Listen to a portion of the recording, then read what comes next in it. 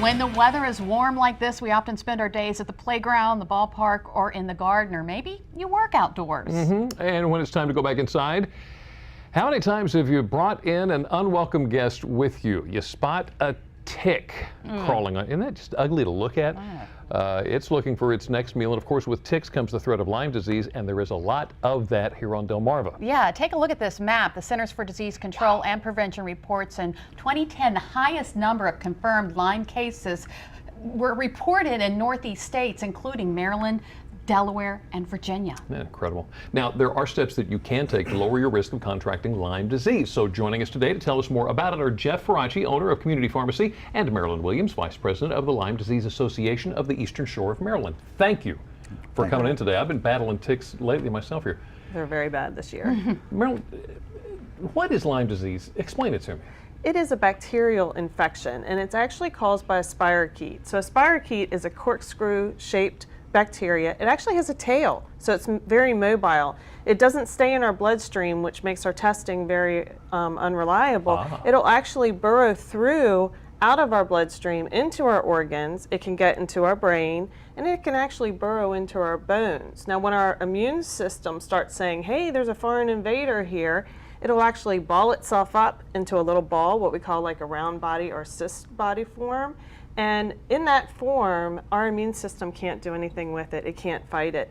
And only a couple of antibiotics are known to be able to get to this cyst form. So the bacteria is very stealth. It'll actually join with our DNA. Wow. It's a very stealth bacteria. And this is all caused by an infected tick, right? Right. What's inside the tick, a lot of times when they're attached to us, comes right out into us. And it's not just Lyme disease. We use the term Lyme disease kind of as an umbrella term because the ticks are actually giving us a myriad of different organisms like Babesia and Bartonella, ehrlichiosis and Rocky Mountain spotted fever are probably the most prevalent in this area. And the most common tick is the deer tick? We have the deer tick here. We have the Lone Star tick. The Lone Star tick we might get more bites from. Right. And the Lone Star tick was just discovered. It came out just this week that it's carrying some new strains of Lyme disease. And we also have the dog tick around here. Could watch out for that one as All well. of them are carrying nasty bugs in them. Jeff, what kind of problems can come from contracting Lyme disease? Well, if Lyme disease is treated early, generally you can treat it with 21 to 28 days of antibiotics and you'll be cured. But the problem is that so many times it goes left unnoticed. You don't know you got bit by a tick, you don't notice a rash. And the hardest thing is when they get to the point where it's been 6 months, a year out, then it's much more hard to treat. It's much harder. Well, so what are some of the symptoms? Well, you can have depression, chronic fatigue, headaches, sometimes you'll get the rash.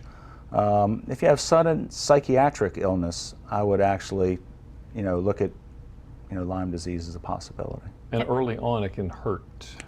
Well, early on, yes, you can get, it's actually probably in the second stage where you're going to get the arthritis. It can also go to the central nervous system. It also can cause heart block too. Wow. Yeah. Now, while they generally do blood tests to determine whether or not you have Lyme disease, a negative test doesn't always mean you don't have it. It's a clinical diagnosis. And the problem is we're so used to having a test and the test telling us. And even the CDC says it's only about 65% accurate.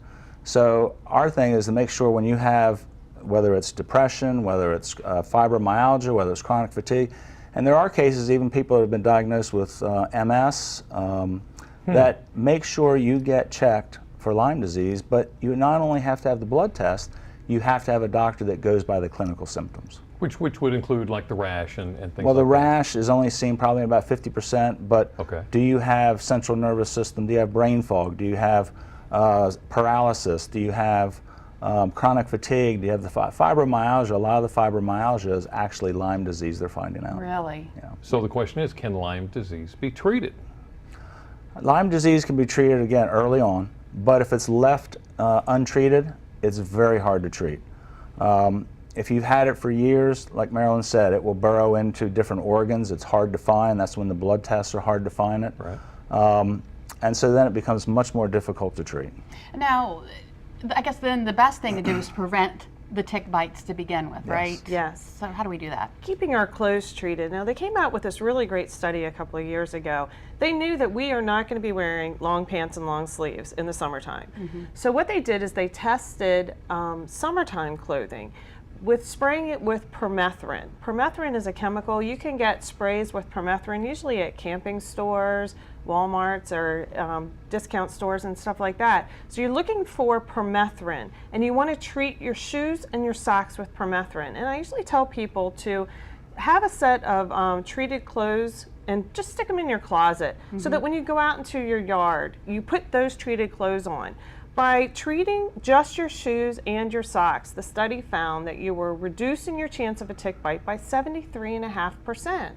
And if the ticks crawl across your treated shoes and socks, they're already starting to die, because they found too in this controlled study that even if the tick does bite you, only 22% of them stay alive. So they're already dying when they cross your clothes. Now you want to treat your skin then with some kind of tick spray. Okay, so my question then is this: what if I find one and he's bit me? What do I do? Well, you don't want to disturb it. You want to just take needle nose tweezers and reach down close to the skin and pull it straight out. Right. We found that you do not want to put alcohol on it. You do not want to put a burnt match on it. All of those things disturb the tick. And when they've studied ticks under a microscope, they found that the more you disturb the tick, it starts spitting into you. And that's when you get it. That's when you get more bacteria. So all that's inside the tick is coming into you. If you wiggle it, if So you don't do put that. stuff on it. And we actually have a kit here that has the tweezers in it that you can Yes. actually pull them out quickly, right? Right. quickly. Just get down close, pull it out quickly. All right, right. Marilyn, Jeff, thank you so much for some vital information. This is great stuff here. Thank you. If you'd like more information from Community Pharmacy on Lyme disease, all you have to do is go to delmarvalife.com and click on the show tab. Well, something else you need to protect yourself from this summer, the sun. And it's not just your skin that's in danger of damage from the sun. Your eyes need to be protected as well, especially if you have light eyes. Light eye color makes a difference when it comes to damage and how vulnerable you are to it. That's next on Delmarva Life. But first, while we're talking eyes, would you know if there was a problem with yours? Dr. Oz helps us keep an eye on our vision.